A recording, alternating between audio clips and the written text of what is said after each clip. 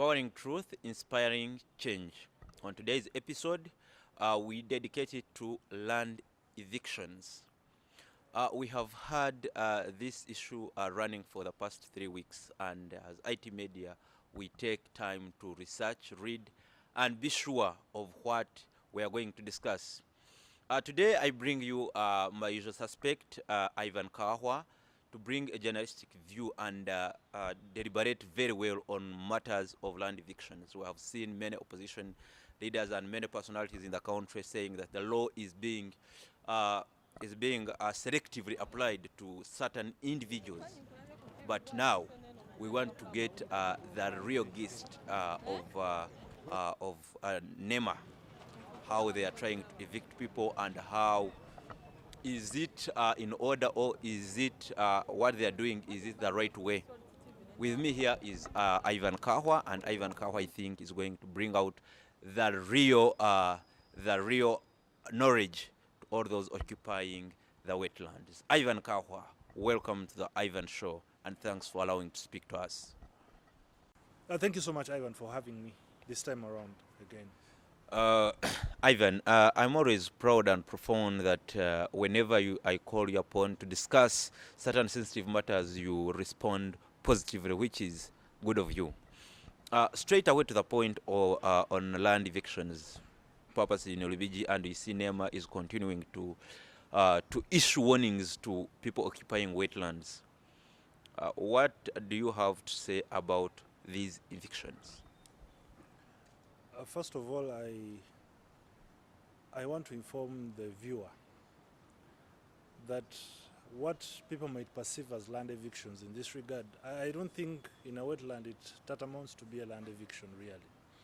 I think they are regaining the reality of the depleted wetland, which is partly something good.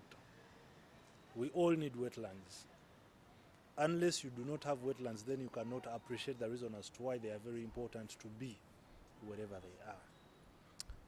However, to ensure that these wetlands are used sustainably without leading them to extinction is one of the things that needs someone to regulate it. But these wetlands were there before even the laws came into place. And I want to believe creatures, human beings, name it, even those we don't know, have ever lived on these wetlands. So no one should come out of the blue at whatsoever point and say, you are in the wetland illegal and something like that. There is always something that comes in first.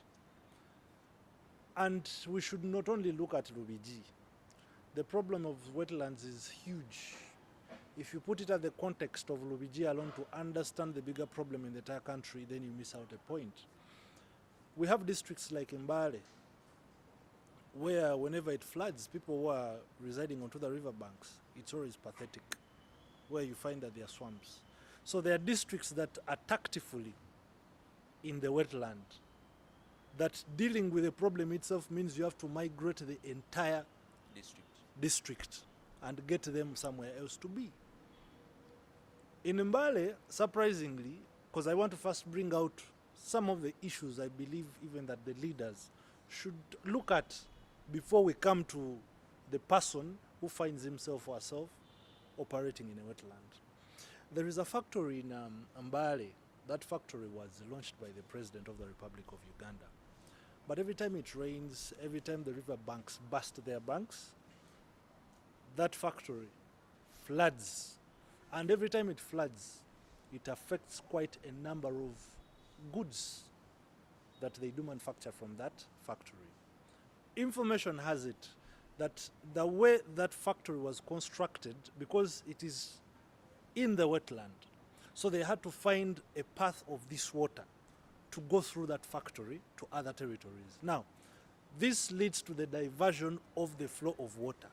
Now that diversion of the flow of the water finds itself in the plantations of people, in their homesteads. Initially, territories that were far away from the gazetted 100 meters from the riverbank to where any form of activity should take place.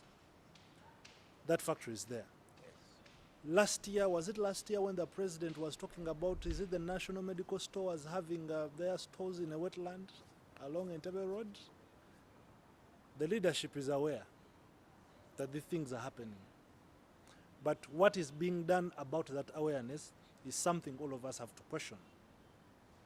So to me, I think the country has been made to believe that the only person who can solve every equation of this country is the president.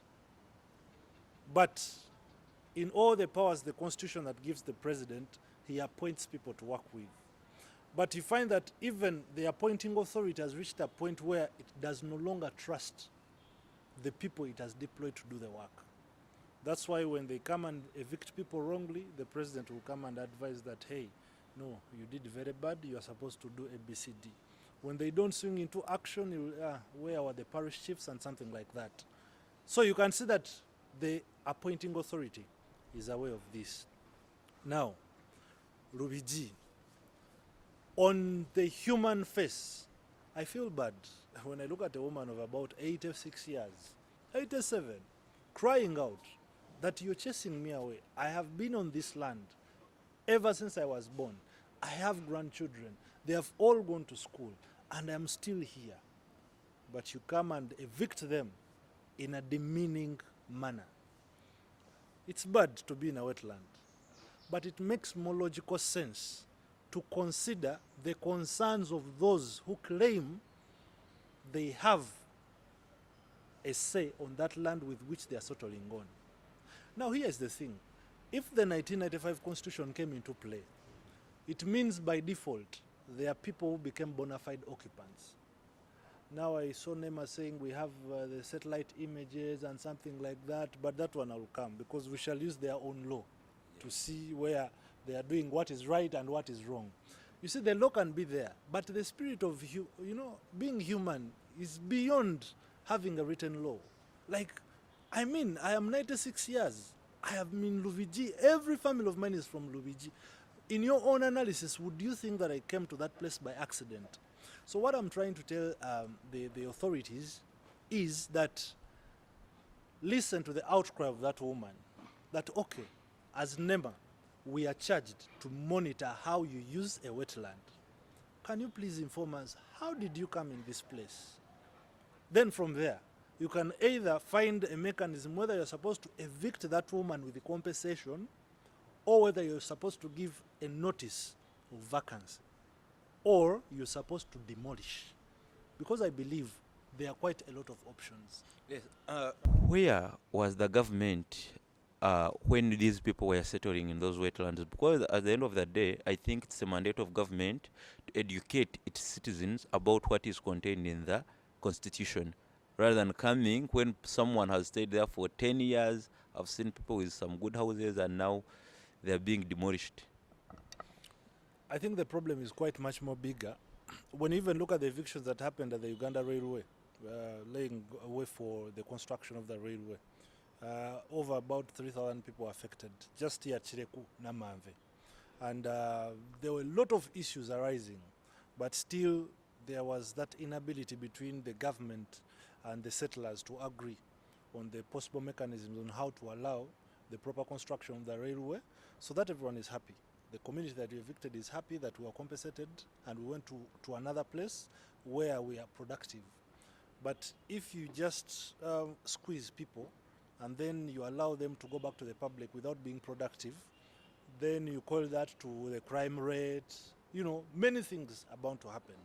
But asking me where the government was when these people are constructing in a wetland, first of all, you should ask yourself, before, date back to the 1940s, 50s, did we have means of communication? Did people know what a wetland is at that level? These are the questions I'm asking. Is the Ivan Kaahwa today who is aware that this is a wetland? If you compare that Ivan Kaahwa with someone who was my same age in 1940, 50, would they define what a wetland is? Okay, by that time, were they aware of the benefits that are in the wetland that we are aware of now? This is also the other thing. So I want to believe that land, because land is a natural phenomenon, I call it's a free space for free will, that you can do anything on that land, yes. But the claiming of ownership comes into play when there was segmentation now. Governments have started formulating, they are creating boundaries. You have Uganda, you have Kenya. Now all these principles started defining the ownership of the land with which people settle on.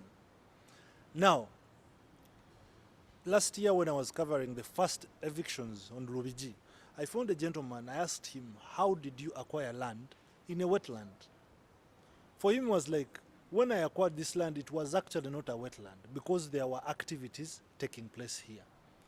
And he says the owner, if you trace back the owner bought it from the owner bought it from the other owner. Yes. By the time you find out the real owner of the land, he actually owned it before the enactment of the 1995 Constitution. Yes.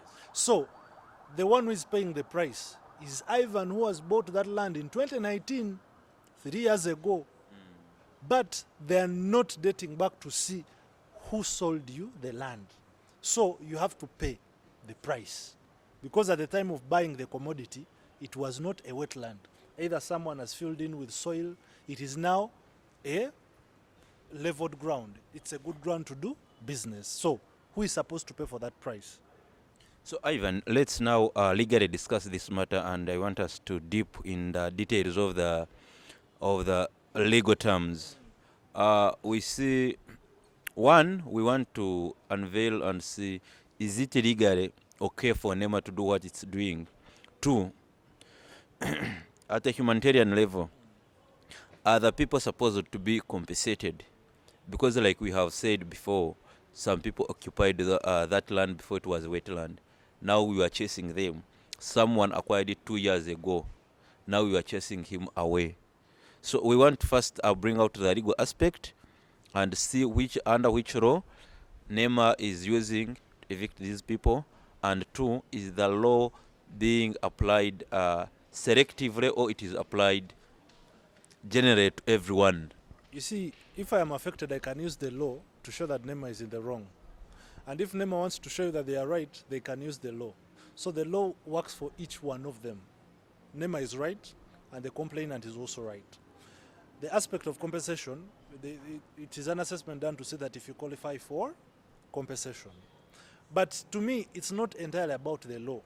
Having the law in place does not mean you have to remove your brain, then put it on the sideboard, then sit there without thinking.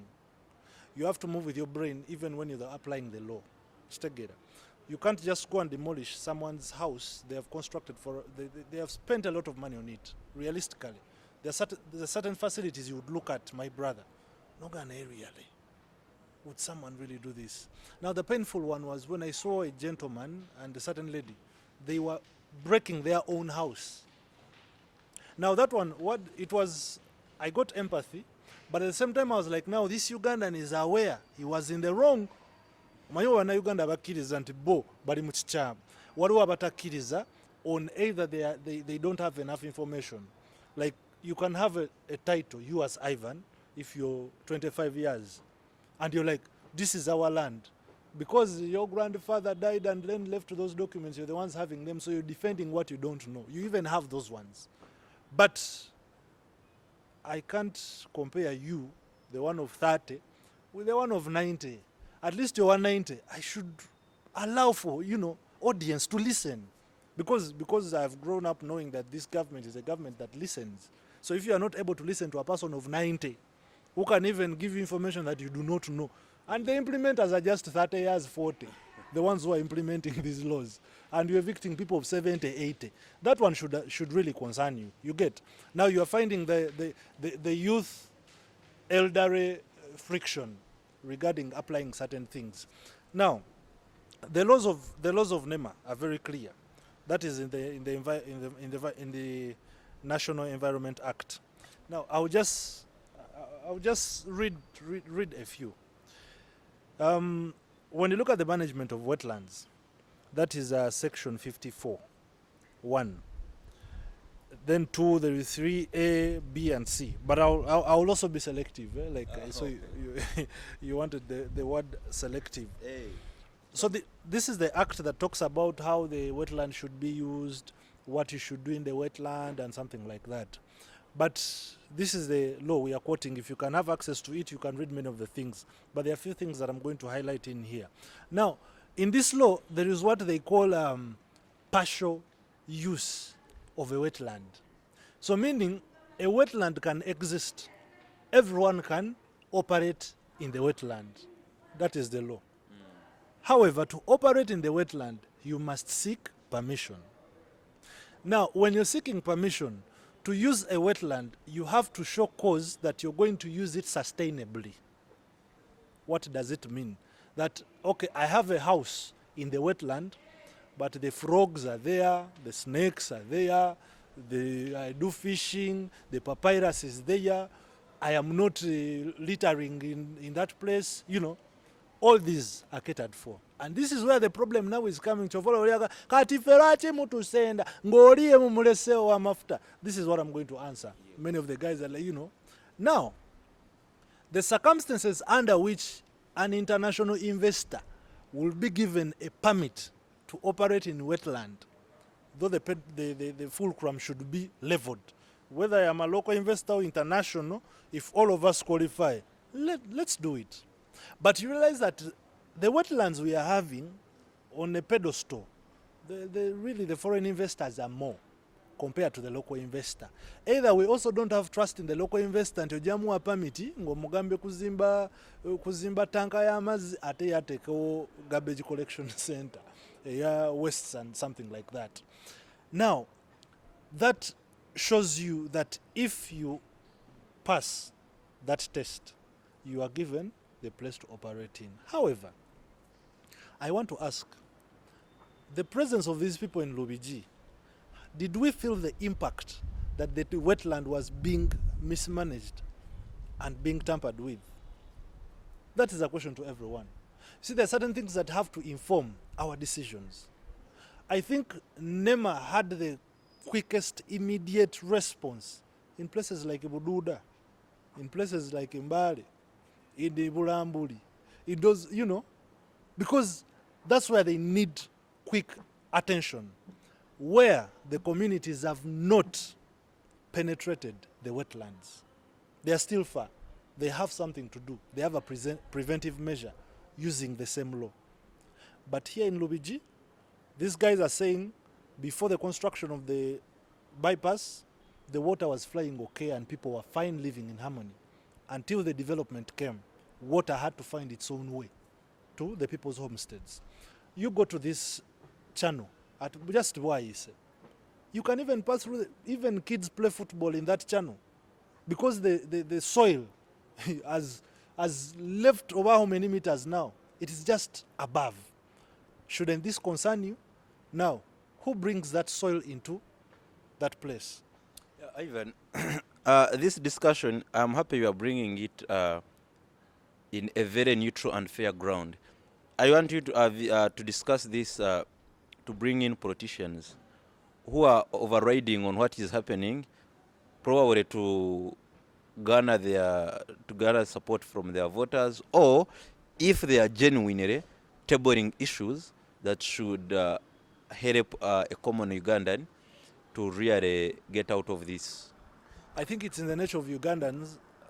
Once okay, na Uganda.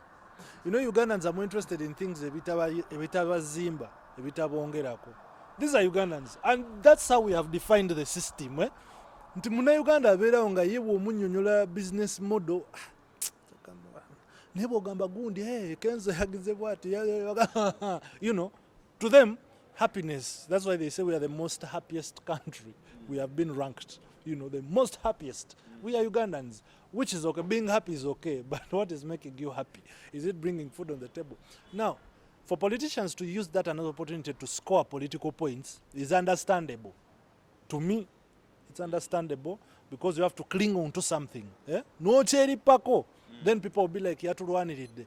But from the day they went there, waliwo yazze omulala. Maybe nebintu bitunulya just one day. Nti gundi yagenze kati yagendayo. What your solution? They are still breaking more people. They can say government is frustrating their efforts, like how the leader of opposition said, Joel Osenyonyi, and maybe lawyer, Lord Mayor.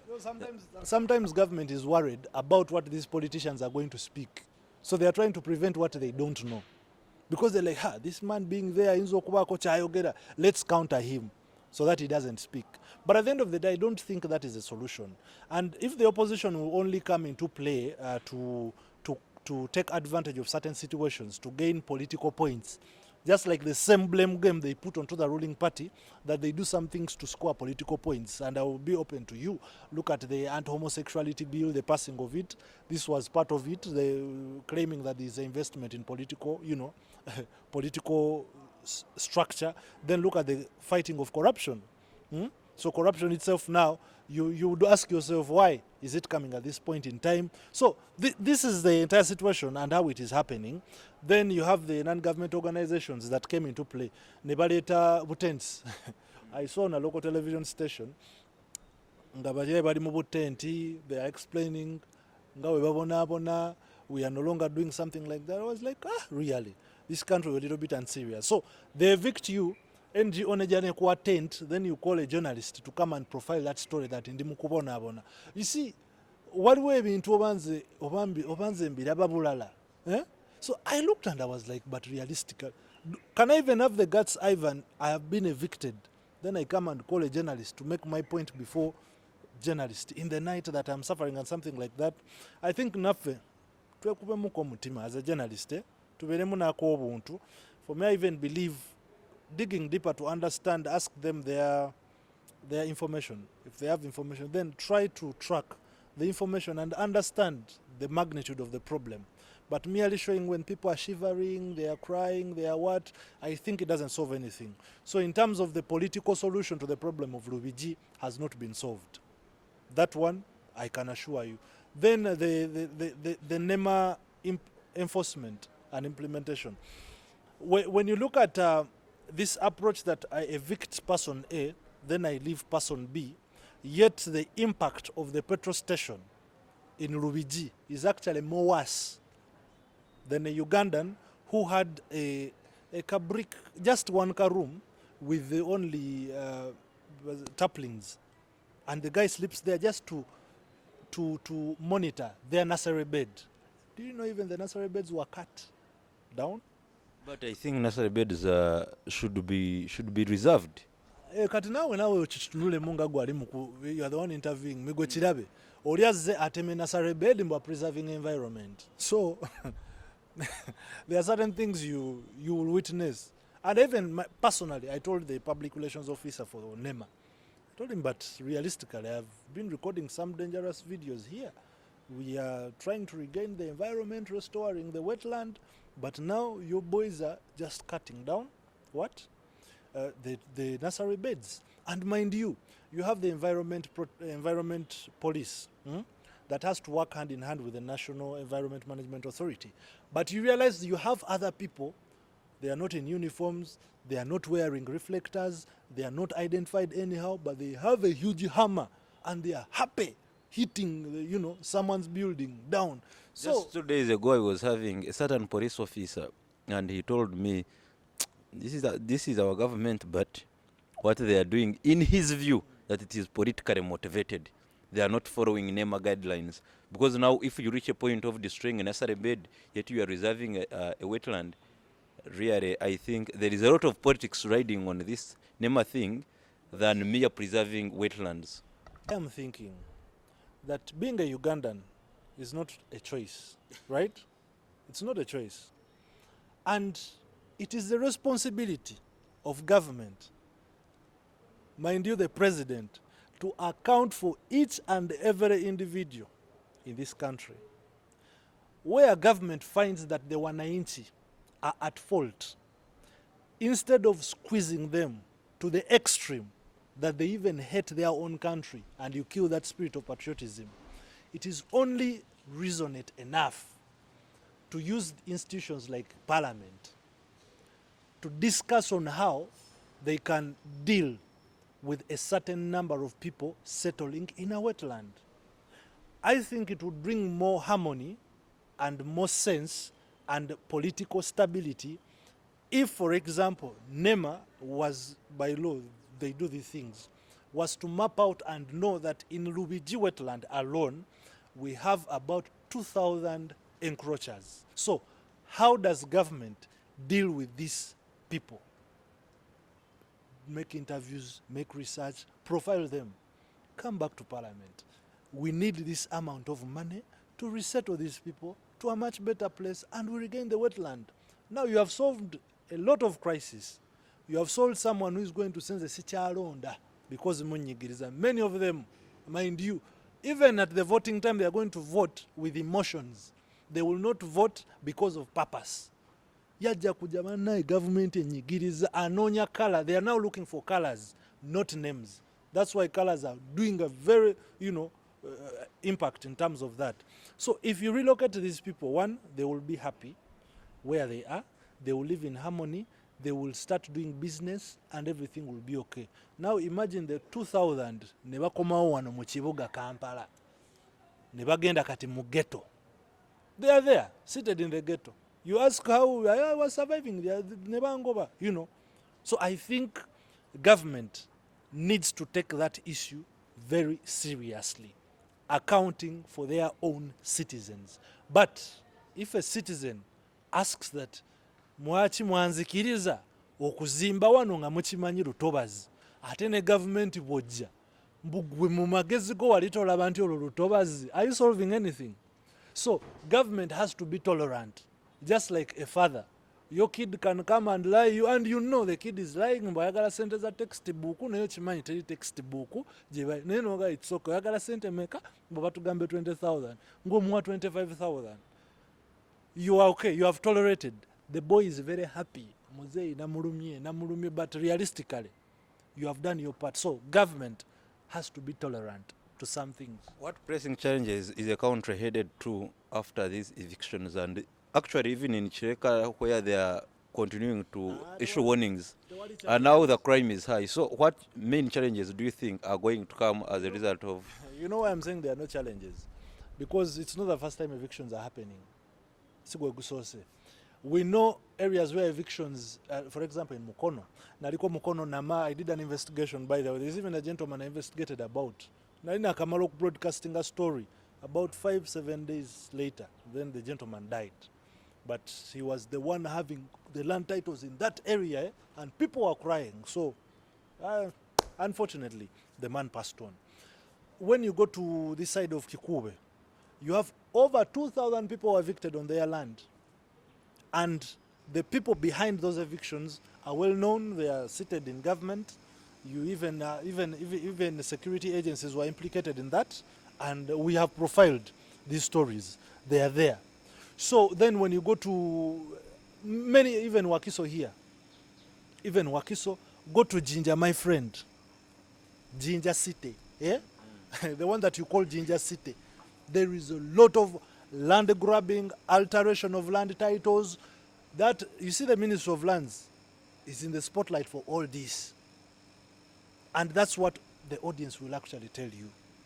So even as government has tried to break down the types of land, the mile leasehold and something like that, I think people are not understanding it. Because a person who has just left campus and he or she has money to buy land may not interest themselves in knowing that this land I pay busuru bichi ye kasita kufuna n'ogamba oguze ettaka naye wano obusuulu osasula booti ne booti kiba kiwene nze ne ntwala ettaka nze ninda buli mwezi nga nsasula busuulu I don't really want to know. So the problem of land evictions is really too big. Land evictions of civilians versus civilians. I'm not talking of government versus civilians, because you remember when government wanted to amend the Land Act to allow for that if I am in a territory where government is going to pass through a project, they can start the project and then compensate me later. Abali abagezi ne bagamba ko tekajja kola ttaano, because you can't do that ngate parliament we mutuula wano, like yesterday president yaziza appropriation bill, then walabye nga bayisaayisawo ebintu ne biyita. That is our parliament. Yo beino kola. So the people said we cannot allow that because they don't trust government. Kati government eyise wane kubo sitting room ye bagisizaamu goli eri obase mutundubale that after they construct then they will pay you. Abantu bagamba if you are supposed to give me 10 billion, at least government should deposit 8 billion. Sigalenga nkubanja tu.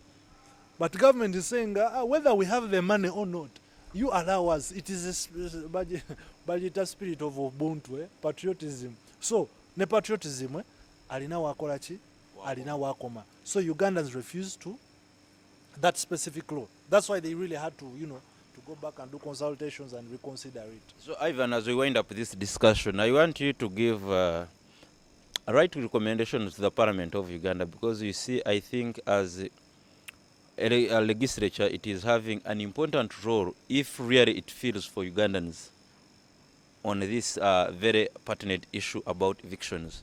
What recommendations do you think Parliament can adopt to help local investors in Uganda, wananchi in Uganda, and the international community to make sure that we are having stability in this aspect?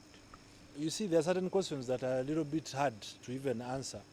I might find it uncharitable, but it's a good question. You see, Catherine Bamgemerere, she was heading the land tribunal. By the UBC was, not because I work at UBC, UBC covered each and every session of every human being who appeared before the tribunal to answer for queries related to land fraud, illegal evictions. Then, believe you me, Catherine's Bamgemere's report was very big. She even handed it to the president. So from the time Catherine handed over the Lands Committee report to His Excellency, the President of Uganda, ask yourself how many resolutions of those pages, as huge as that book was, has been implemented to today. We are actually rewriting a new book. Now this is a new book. It is not part of Bamgemere's issues, this land eviction here. So, the political will might be slow. That is one. I am seeing ministers who are just happy to say, arrest that one. Why did you issue a wrong land title? You issued the title and you arrest that one. Now, this is the kind of system we are having, that now ministers are just arresting people on camera. But by reality, it works for the person who your minister wa fe. Baba siba bantu abatu ne baba sibiye. That is one. Now, people keep crying out to the MZOs, those regional offices, yes, land offices. Why don't you deal with them? People are using media to issue out their grievances. Why doesn't government listen? You have UBC, you have the Uganda Media Center, you have the Uganda Media Council, you have the National Institute for Journalists in Uganda, you have 11 radio stations of the state. You have 4 TV stations of the state. You have the Ministry of ICT and National Guidance, you have State Minister for National Guidance, Communication. Now, with all these platforms, real, and you tell me you cannot listen to the outcry over Ugandan who comes and says, an investor has come on my land, he's forcing me away, but I have all my land titles. A person comes and I did an investigation in Jinja where I revealed someone altered a land title during COVID-19 when we are all under lockdown. But the ministry went ahead to issue 2 land titles, well knowing even the settler being known. But even the co-advocate who was in the case used the white paper to commit fraud. I investigated all this. I personally contacted one of the ministers in the Ministry of Lands. However vibrant he is, he goes arrest this one and this one. He has never responded to that information that I was giving him, because I knew it would be very important for them to start, because we investigate, we work with government, government comes into action. But every time a journalist does a story of that nature and government remains silent at it, even within me, I'm like, I think either you are part of the problem or you are fearing to work around the problem, and you should tell us why are you fearing. But conclusively, asking me what Parliament can do, I have read that report of the Committee on Tourism, the one that was investigating this corruption you are seeing, cooperatives and something like that. Yes. If I tell you the number of people who are implicated in that report, you would agree with the Ugandan who comes and says in the Parliament, Techangasa. Because even MPs now, when they go to the sessions, other than debating, they are bickering. Point of order, Madam Speaker. Is it right for Honorable Ivan Tukundane to wear a pink tie in this house? Right, Honorable, is it proper for the Honorable to speak before I speak now? We are discussing serious things. It is good to be like on a lighter note. Even a lighter note is there. The late rest in peace, Cecilia Ogwal used to do lighter notes. Semu Uganda does it, and even the Wadri and many of. But sometimes, for example, you are discussing a budget really. Just tell us this amount of money tetugenda ziteka on tetugenda kolachi. From the time of the Lubigi evictions, and we migrate so fast. That's the period try to get another financial year. So, as people are crying, we are busy in the budget appropriation. Kat budget has superseded the realities of wait. Tugenda bera bidatano. Ngatera yogera kuba Lubigi. Because Parliament is having a lot. Kat they are returning on the 28th of July. Baba is say yesterday, specifically to address the appropriation bill. Now it's done. They have gone back to recess until 28th July. So chitegera from today, paka 28th, you deal with your MP. Mubanyigire mu constituencies zamwe temubalinda wano kujja wano. Thank you so much, Ivan. And personally, I think I now concur with the president who said he can do away with the parliament because we see the business. Do you know why he cannot? Do you know why he cannot? Because however much is the fountain of honor, but parliament within the law has more powers to work with the president. There are certain decisions that the president cannot do without consulting parliament. So even if you said that the parliament is useless to that effect, then probably there are certain decisions that a president cannot make. We need all these, but we need to respect their sovereignty, their independence, that the anti-corruption court which handles corruption cases, it is the only institution that handles corruption cases. You don't have the anti-corruption unit in executive state house doing the parallel issue. This is what we are saying. If you have the Ministry of Agriculture, you do not need an entire organization in the army to deal with, which you are supposed to put under the Ministry of Agriculture to deal with specifically the army. So for me, I think the executive should be the implementing agency and even the one in charge of government. Then Parliament should legislate what the executive should implement. Then the judiciary should make laws to ensure that they are in sync, they do not supersede the other. After all, any law that is inconsistent with the 1995 is null and void. So the judiciary should also be left to do what it's supposed to do. Yeah, in totality, Ivan, I think, is trying to say that we should have allow institutions to work independently. Thank you so much for following the discussion. Ivan, thank you for being there for Ugandans, and I think whoever is interested to listen to this discussion, please like, subscribe to IT Media on our YouTube, and I am Ivan Tukundane, and this is the Ivan Show.